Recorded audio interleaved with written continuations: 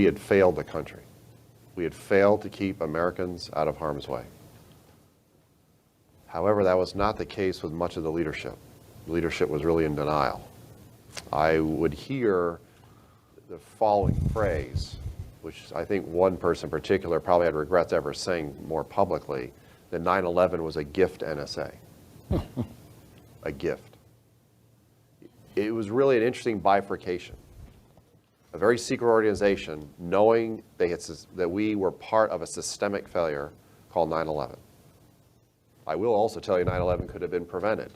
One of the things that's not well publicly known is that part of my whistleblowing involved being called as a material witness in the short months after 9/11 for 2 9/11 congressional investigations in which I gave highly classified information, operational intelligence, information that NSA had never shared, or information it did not know it had that was never shared, that if it had been shared and properly acted upon, probably would have stopped 9/11 alone, separate from any other intelligence agency or department. So that's the question.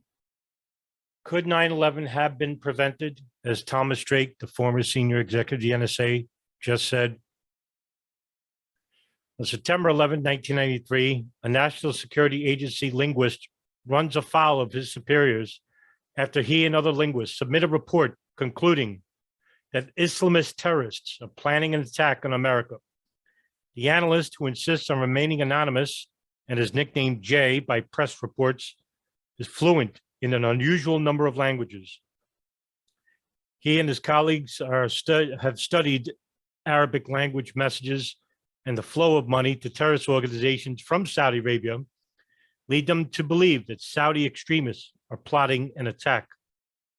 Jay will later recall in January of 2006, quote, "You could see this was the pure rhetoric of Osama bin Laden and his group, the exact same group.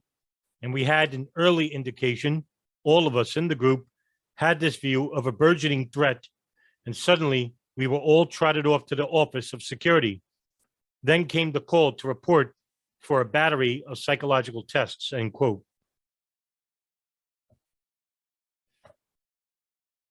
In November of 1996, bin Laden began using a compact M satellite phone, which was purchased by a student in Virginia named Ziad Khalil. He was using a credit card of a British man belonging to Saad al-Faghi. After purchasing the phone, Khalil sent it to Khalid al-Fawaz, who was al-Qaeda's unofficial press secretary in London. From there, al-Fawaz then shipped it to bin Laden in Afghanistan.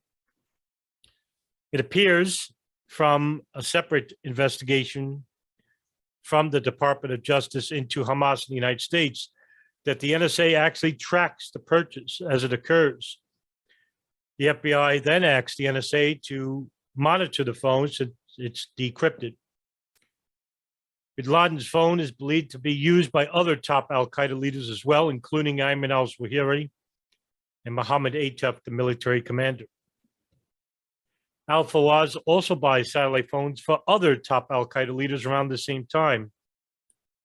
Though the calls made on these phones are encrypted, the NSA is able to intercept and decrypt them. As one U.S. official put it in early 2001, the codes were broken and we heard everything. The Los Angeles Times will report that the monitoring of these phones produced tens of thousands of pages of transcripts over 2 years. Billing records for his new phone are eventually released to the media in early 2002, in which News in the Week will later note that, quote, "A country-by-country analysis of the bills provided U.S. authorities with a virtual roadmap to important al-Qaeda cells around the world," end quote. The countries that were called on this phone were to Britain, Yemen, Sudan, Iran, Azerbaijan, Kenya, Pakistan, Saudi Arabia, and the United States. One number in particular that was important was a number belonging to Ahmed al-Hada, who owned a house in the capital of Yemen, Sana'a. It was here that this house became al-Qaeda's communications hub, in which the NSA began monitoring also the calls belonging to that house. May of 2001, the NSA reported that at least 33 communications indicating a possible imminent terrorist attack. However, none of these reports provide any specific information on where, when, or how an attack might occur, it's alleged. These reports are widely disseminated to other intelligence agencies. National Security Advisor Condoleezza Rice later will read what she calls chatter that was picked up in 2001 in the spring and summer. Unbelievable news coming in the weeks. A big event. There will be a very, very big uproar. NSA Director Michael Hayden will claim in 2002 that all of the warnings were red herrings and not related to the 9/11 attacks. However, many people who are actually former employees of the NSA will disagree. Also in May of 2001, security linguist Jay warns his superiors at the agency that terrorists may be planning to hijack passenger planes and ram them into buildings, and that security measures need to be implemented to prevent this. Instead, Jay is ordered to undergo psychiatric evaluation. He was given similar treatment back in September 11, 1993.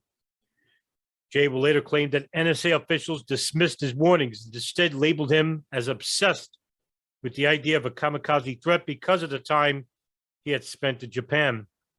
In 2006, Jay will say that anytime his analysis countered conventional wisdom, he was ordered to undergo psychiatric evaluations. He will eventually develop an irregular heartbeat due to the stress of anticipating further retaliatory, potentially career-damaging psychological evaluations.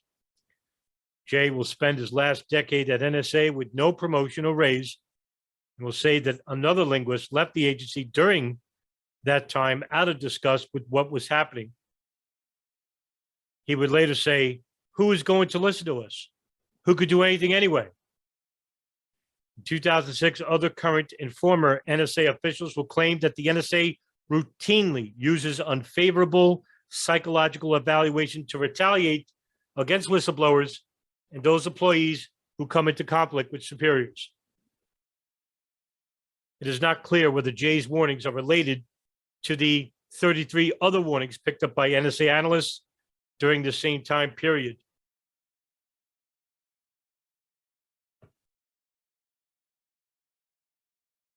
Was this enough to stop 9/11 from happening, as Thomas Drake says? I believe if the information was shared with State Department officials and the Department of Justice, it very may well have. But what do we know about what was said on bin Laden's satellite phone and what was heard in the Al-Qaeda communications hub in Yemen?